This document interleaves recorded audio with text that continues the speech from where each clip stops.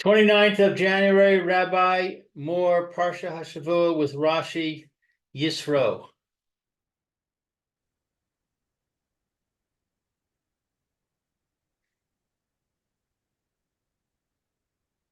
Okay, let's go from Pasuk Gimel. Lou, I think is your reading. Okay. Ve'es Shnei Vaneha Asher Shem Ha'echad Gershom Ki Amar Ger Hayisi Be'eretz Nachriya.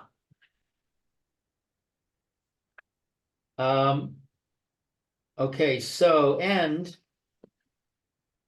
her two sons, of whom the name of one was Gershom, for he had said, I was a sojourner in a strange land. Right. No Rashi on that. No Rashi on 3.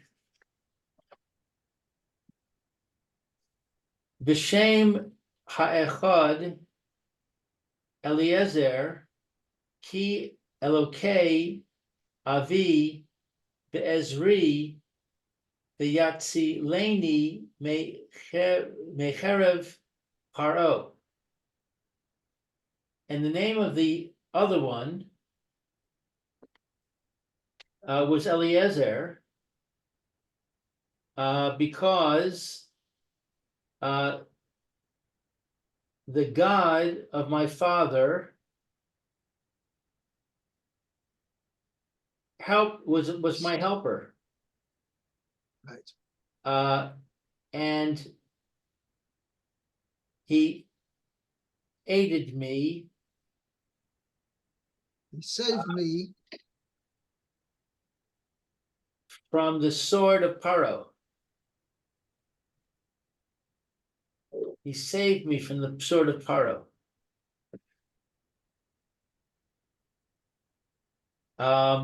Okay, so Rashi says, Vayatzileni mecherev Paro. He saved me from the sword of Paro. Kishegilu Datsan Va'aviram al Devar Hamitzri. When Datan and Aviram revealed the matter of the Egyptian.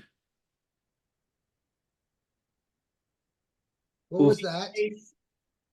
Pardon? What was that? Meaning that Moshe Rabbeinu had killed the Egyptian for having beaten the Jew. It says that, and it says that Moshe Rabbeinu actually killed him by uttering the divine name. No.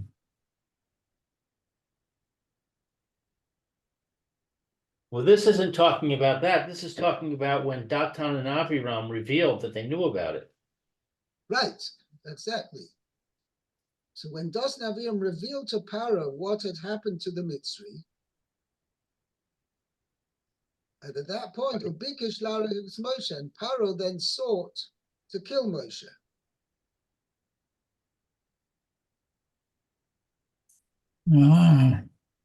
Right, so this point is that he saved me from the sword of Paro. It's referring to Hashem. Hashem saved Moshe, right? From the sword of Paro. Does that have to do with his son? So that's why he named his son Eliezer, because Hashem had saved him. Kosh Baruch Hu was at his aid, and he had saved him from the sword of Paro.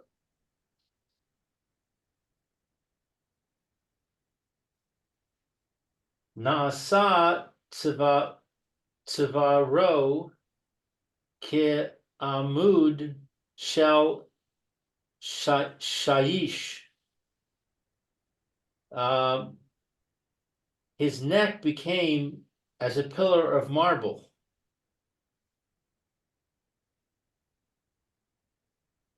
Right. No, it's he So was they mamish tried to like chop his head off, and they didn't couldn't. work. The neck He was like. couldn't do it. It didn't go.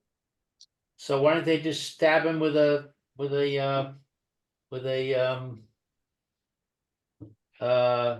spear?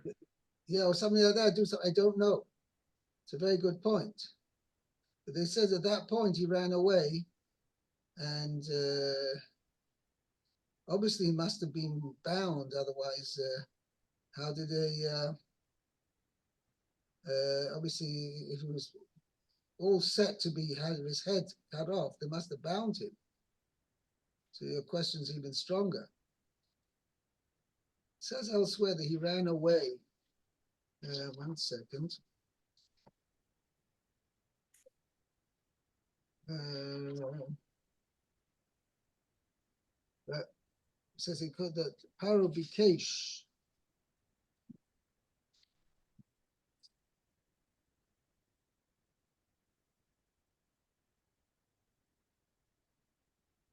ויבקש להרג את מוישה, ויברח מוישה מפני פרעה. He ran away.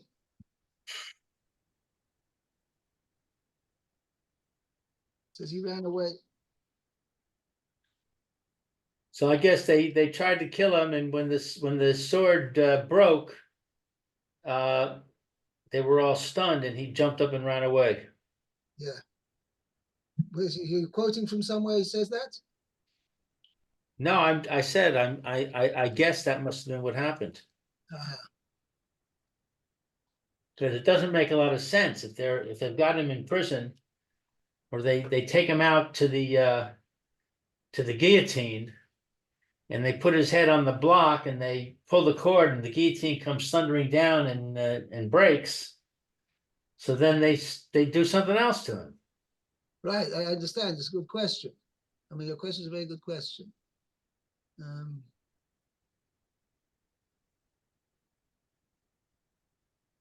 1 second. We've got CF Rashi 4:11.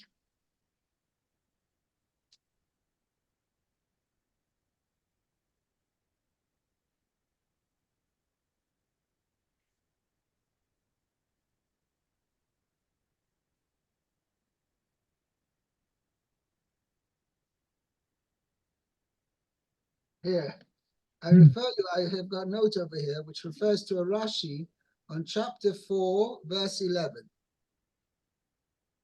In Shmos, Chapter 4, verse 11. in Shmos, 11. Yud Aleph. what book? Shmois, sorry, Shmois here. Chapter 4. 4:11. Then Hashem said to him, "Who gave man a mouth, and who makes one mute, or deaf, or sighted, or blind? Is it not I, Hashem?" Right. Says Rashi, Oy yasum ilaim.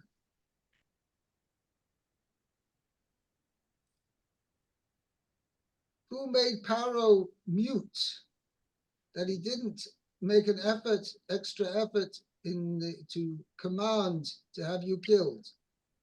There's Mesharsov, Charoshim, and to make his servants deaf. Shaloi Shomu, that they didn't hear, but Savoisa Olecha, when he commanded them, right, about you. Uba Aspak Toirin Hahorgin, and about the executioners, Miasom Ivrim, who made them blind, Shalaro Kashabarachta min Abima Benimlatata, that you ran away from the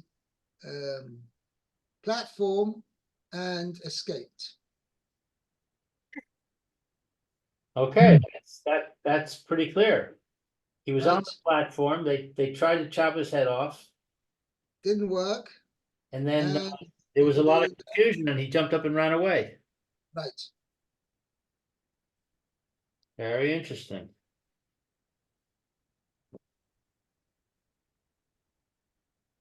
The 4:11.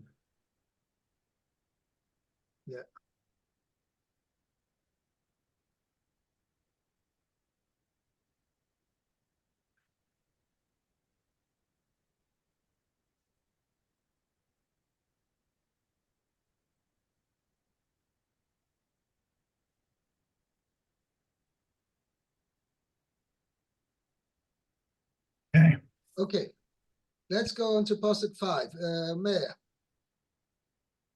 Okay, so it says, Vayavo Yitro Choten Moshe Uvanav V'ishto El Moshe El Hamidbar Asher He Shahu. Honeh Sham Har Elokim. Okay, so Yitro, who's the father-in-law of Moshe, came to Moshe with his sons and wife to the Midbar, to the wilderness, where they were camped by the there at the mountain of Hashem. Right. Okay, so it's Rashi says, let's see, El Hamidbar. Afanu Yodim Shema Bamidbar Hayu. Okay, so we also know. Right. We already know that they were where they were encamped. What's it telling you the Kiddush? Right. Okay. Ella b'shivcho shel yitro diber hakatuv. But b'shivcho.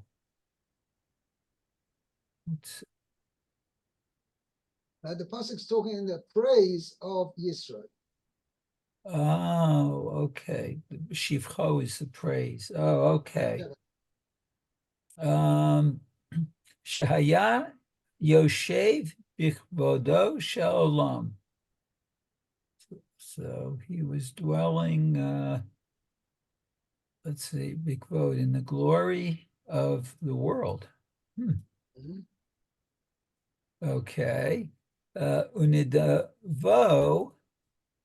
Libo Latzet El Hamidbar.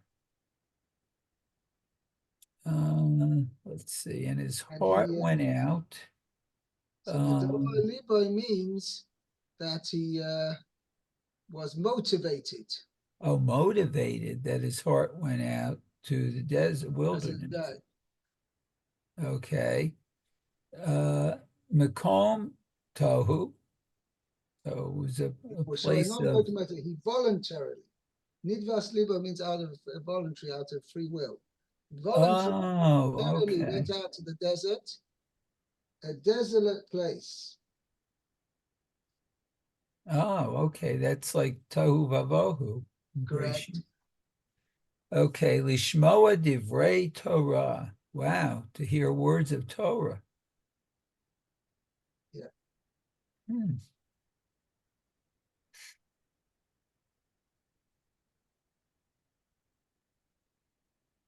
Okay. Okay. Looks good. Yeah. Fine. Let's continue. Pasuk 6. Lou. Vayomer El Moshe Ani Chosencha Yisro Ba Elecha V'ishtecha Ushnei Vaneha Ima. So he said to Moshe, I, your father-in-law, Yisro, have come to you, and your wife and her two sons with her. Rashi says, Vayomer El Moshe, Al Yidei Shliach, through a messenger. Yeah. Now, where does Rashi get that from? Hmm. Because the next pasuk says Moshe went out to meet his father-in-law. So obviously they hadn't met yet. Right. So when he says he said to Moshe, it doesn't mean directly to Moshe, but he sent him through an emissary, a messenger.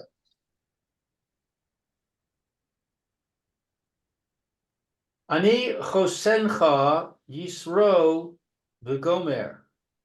I am your father-in-law Yisro, etc. I, your father-in-law Yisro, am coming to you.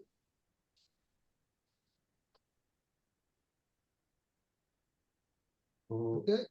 Right. I your father-in-law Yisro, etc. Im ein ata yotze begini. If you do not come forth on my account, Yeah, or to come forth is a bit heavy. You come out to meet me, right? you're translating yotze is come out to meet me. Yeah. Means if you are not going out to meet us for my sake, Te begin ishtecha. Same word, come forth come out. on account of your wife. Ve'im ein ata yotze begin ishtecha, and if not on account of your wife, te begin shnei vaneha. Do it on account of your two sons, of her two sons. Right. Hmm. It's interesting why it actually says boneh ha and not boneh ha.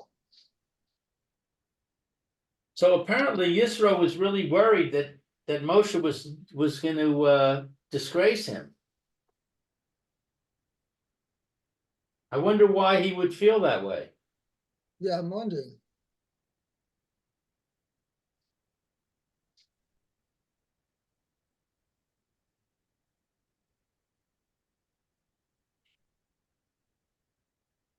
Wow.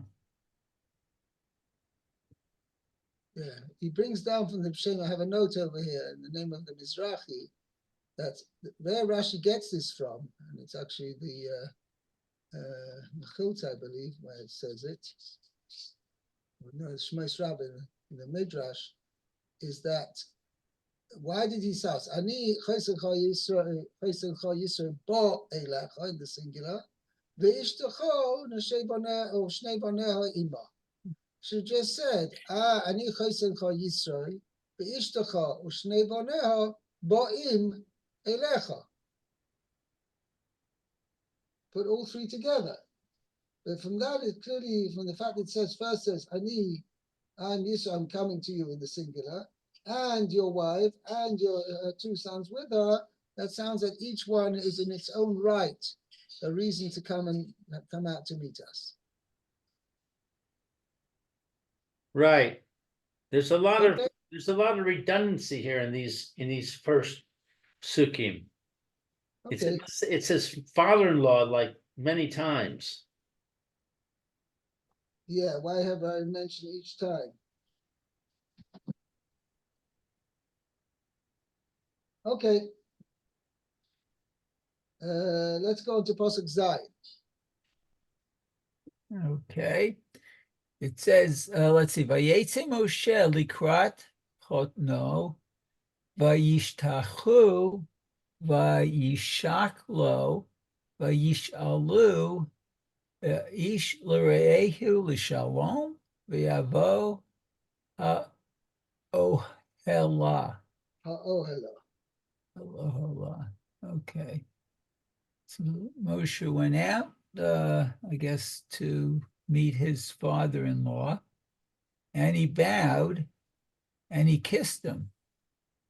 And he asked, or they asked each other, I guess, Ish l're'ehu, Asked each other, of each other, okay, about the welfare.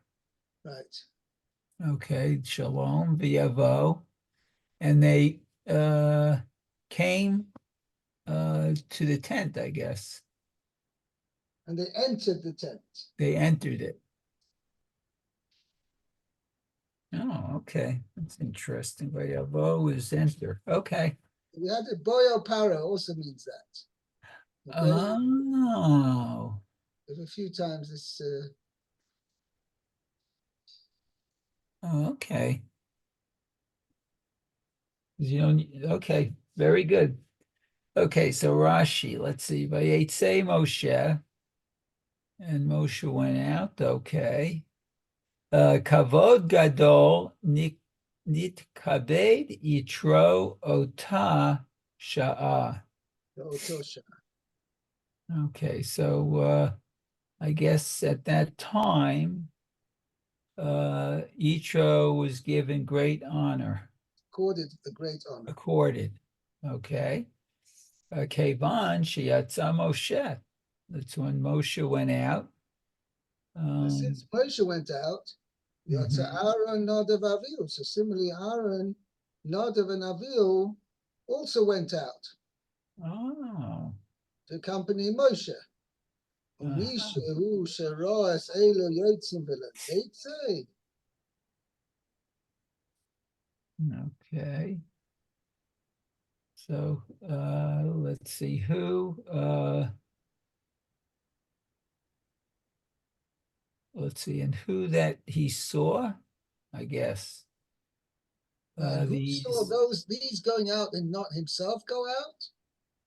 Means anybody who saw these the leaders of the people going out to meet this person, this guest, right? Oh, there Right. must be somebody really choshev if Moshe Rabbeinu himself is going out to meet him, and Aaron and Nadav and Avihu and all and all the other important members of the congregation of the community, they're all going out. So therefore, this must be a really important person. So everybody went out. So you can imagine the whole, the whole of the Jewish people, but a huge crowd went out to meet Yisro. Mhm. Okay. So it Next, seems Rashi. a little odd that Yisro is seeking honor here. No, it doesn't. Where do you see he's seeking honor?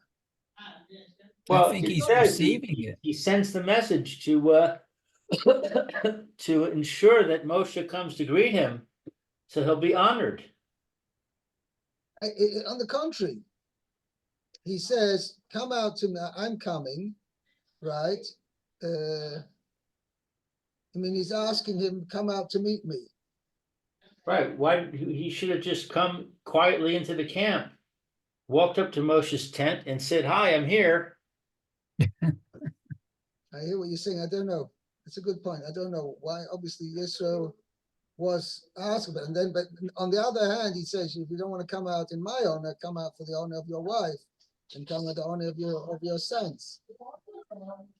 Oh yeah, because he was bringing them. Yeah, good point. He I wants don't know. he wants to get honored, but that's not really such a good midah. I understand. The question is, if it is honor for his own sake or honor for his daughter and grandson's sake. For his own sake. It says, "Come out to greet me," and if not to greet me, then to greet her. Right. If not to greet I her, then to hear greet them. what He's you're saying, wherever it goes, I want to get honor here. Well, if it's for his wife's sake, for his daughter's sake, means Moshe Rabbeinu's wife. So there's not much honor necessarily according to Yisro then. But you ask a good question. Why is he seeking honor? Hmm.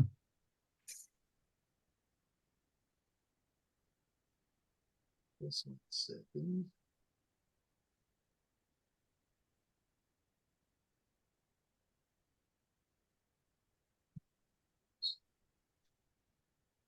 I don't know.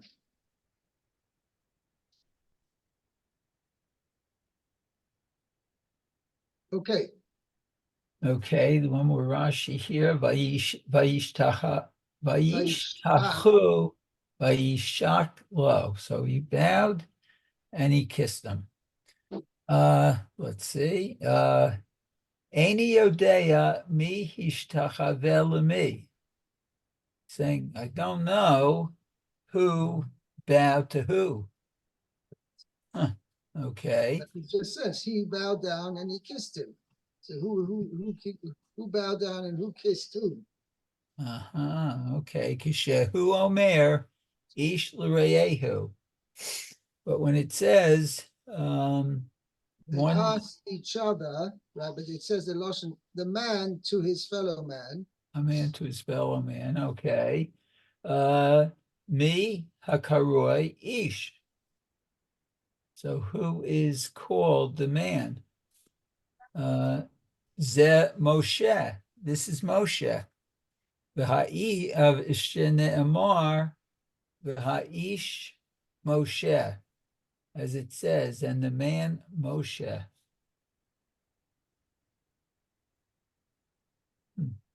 Yeah.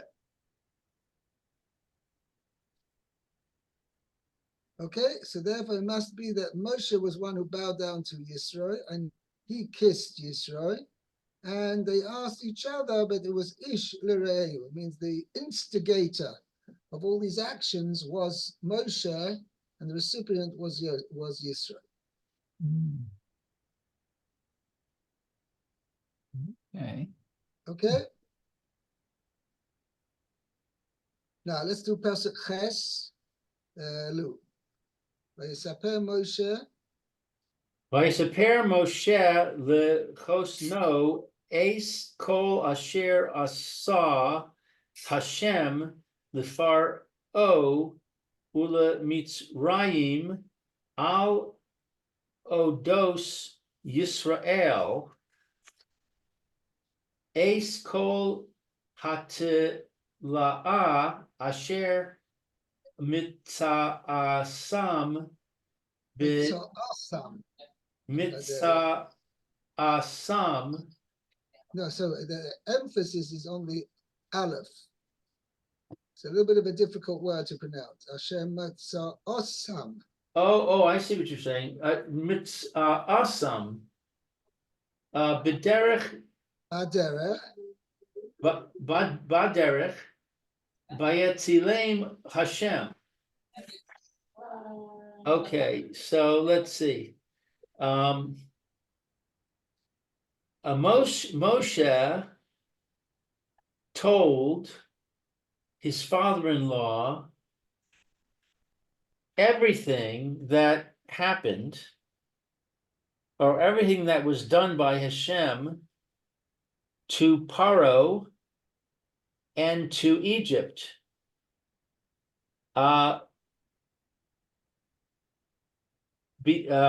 Concerning the Al-Odois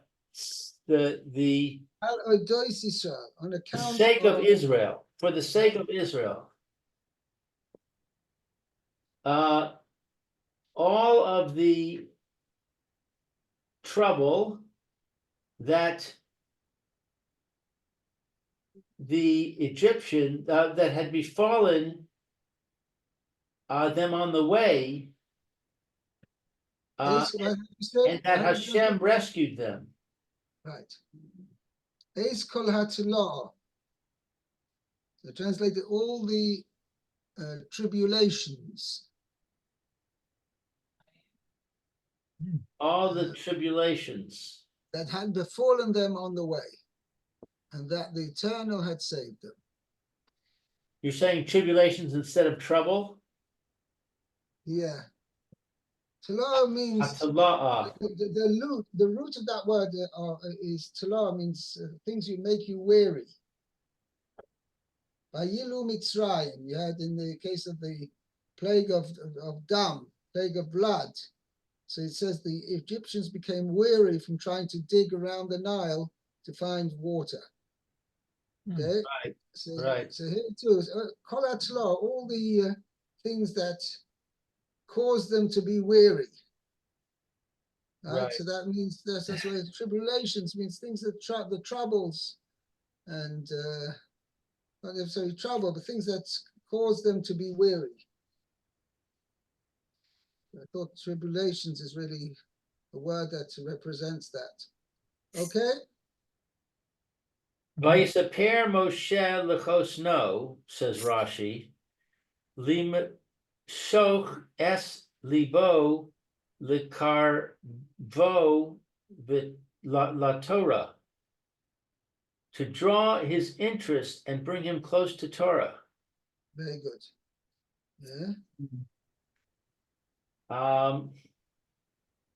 Eskol hatila'ah, all the tribulations, shel hayam v'shel Amalek, the troubles of the sea and of Amalek. Hatila'ah, tribulation. The letters Lamed and Aleph are part of the root of the word. And the letter, Tav, Hu, Tikkun. And the letter Tuf Ta. is an amendment, an auxiliary. Right. Auxiliary. Visod hanofel mimenu lif rakim. And it is an essential element which falls from it at times. V'chein, and so it is a basic part of the noun that is omitted on occasions. teruma, which means raising, Right. It means a raised gift. Right. tenufa, object that has been waved. Right. So again, the tough is indicative of the noun form. Okay. Right. Tukuma. And tenua is moved with withdrawing. Loma siniyunes amaze. Why are you causing them to withdraw? I guess, yeah. So you actually have tenua with an ayin. Here's Rashi's referring to the word tenua with an aleph, which has a similar meaning. Right. In all these nouns, although the tough is an integral part of the noun, it's not a root letter. The roots being okay. There's only an auxiliary letter signifying a hofal meaning. Means